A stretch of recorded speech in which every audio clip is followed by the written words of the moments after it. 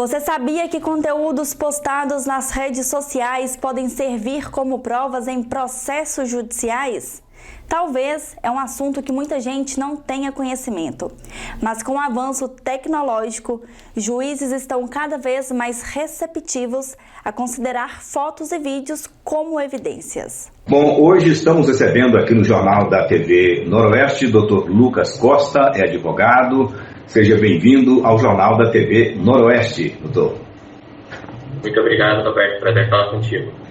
Doutor, vamos falar da importância de conteúdos que são postados nas redes sociais. Esses conteúdos, eles podem servir como provas em processos judiciais? Pode sim, Roberto. A gente sabe que hoje em dia as pessoas postam muitas coisas da vida pessoal em redes sociais, então compartilham ali momentos como viagem, da aquisição de um carro novo, mudando para uma casa melhor. Enfim, compartilham a vida, nascimento do filho, casamento, questões pessoais. E isso tem sido cada vez mais utilizado como prova em processos judiciais de diversas naturezas. Então, eu vou te dar alguns exemplos aqui. Por exemplo, vamos imaginar que a gente está falando de um processo ali que discute a pensão alimentícia dos filhos e que está sendo investigado qual que é a possibilidade daquela pessoa que vai pagar. Muitas vezes, em casos assim, no processo, essa pessoa que vai fazer o pagamento, que costuma ser o pai, ele pode alegar que ele não tem muitas condições financeiras, que ele está numa situação precária, vivendo ali, às vezes, até de favor. E quando você olha, por exemplo, o Instagram dessa pessoa, você vê ali que ela está fazendo viagens constantes, está usando roupa de marca, frequentando restaurantes caros.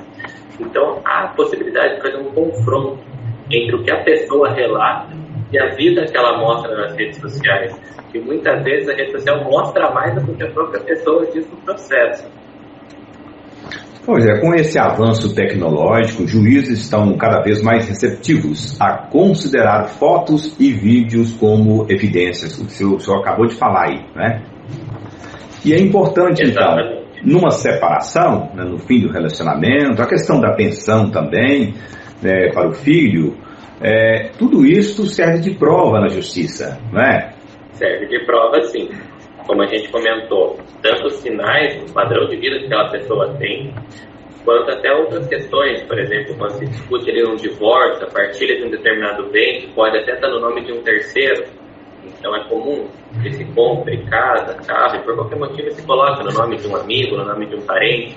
E aí na hora da separação vai se alegar que esse bem não era do casal, esse bem era desse terceiro, que portanto não deveria entrar nessa partilha. Então fotos de rede social, por exemplo, do casal comprando um carro, postando a foto ali na concessionária, postando ali no dia a dia com esse veículo, demonstrando que de fato o veículo é dele, tem um nome de terceiro. Isso é uma prova importante, como você bem contou. Os juízes estão cada vez mais aceitando esse tipo de prova, porque sabem, né, que hoje em dia praticamente todo mundo tem rede social e compartilha, alguns mais, outros menos, momentos ali da vida pessoal na internet. Então, qual a sua recomendação para as pessoas que aguardam uma pensão justa com o fim do relacionamento ou para o filho? A recomendação que a gente dá é sempre juntar o maior número de provas possíveis. Sobre essa questão de rede social que a gente está comentando, que se tire print, que se salve, se possível que se faça uma ata notarial, que é um documento em que a pessoa vai até o cartório, leva ali o celular e mostra ao tabelião aquele perfil, aquela postagem, e esse tabelião ele vai fazer um documento público dizendo que naquela data acessou aquela página e viu aquele conteúdo, que tinha uma foto assim, vai colocar essa foto ali. Isso acaba dando mais veracidade àquela alegação. Porque por mais que as provas eletrônicas elas estão sendo muito utilizadas, como a gente falou, é claro que necessitam um certo cuidado para evitar manipulação, adulteração. Mensagens de WhatsApp, por exemplo, elas podem ser facilmente alteradas. Então, por mais que a justiça esteja aceitando e seja uma prova importante, há de ter um certo cuidado também por parte da justiça na hora de receber essa prova. Porque senão a pessoa pode, por exemplo, estar num diálogo ali de WhatsApp com o outro, apaga algumas mensagens para tornar aquela conversa do jeito que ela quer e aí utilizar isso como prova. A ata notarial, que é esse documento em cartório, ele dá mais força para essa prova digital, seja um print de conversa, seja um print de Instagram, qualquer coisa assim. Então a recomendação que a gente dá é sempre junte o maior número de provas possíveis.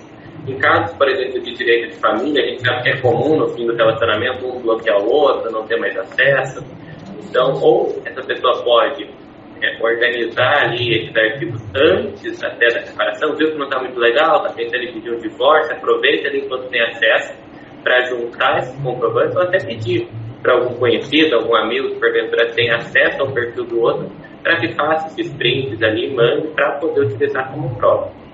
E na grande maioria desses casos, as crianças são aí as vítimas da desigualdade, né, econômica dentro da família ali, né, nessa separação, né? Exatamente. É muito comum ainda a criança ficar com a mãe, o pai pagar-lhe uma pensão alimentícia, ter o direito de visitas, porém, em muitos casos, o pai tem uma renda bastante elevada, mas no processo ele alega ali que não tem condições, está passando por uma situação difícil, visando ficar ali com a maior parte dos recursos para ele. Só que ao fazer isso, ele não está afetando a ex-mulher dele, a ex-companheira dele. Ele está afetando os filhos, que têm por lei o direito de ter o mesmo padrão de vida dos pais. Então essa desigualdade que você falou, muitas vezes a gente vê na prática que o pai leva ali uma vida confortável, uma vida até de luxo em alguns casos, enquanto a criança está vivendo com o mínimo possível. A pensão alimentícia, ela serve não apenas para o básico, alimentação, moradia, mas ela serve para que a criança tenha o mesmo padrão de vida do pai. Então, se o pai tem um padrão de vida de viagem, de restaurante caro, de roupa de marca, ele deve proporcionar a mesma coisa ao filho, para evitar, ou pelo menos diminuir essa desigualdade que muitas vezes acontece no fim do relacionamento.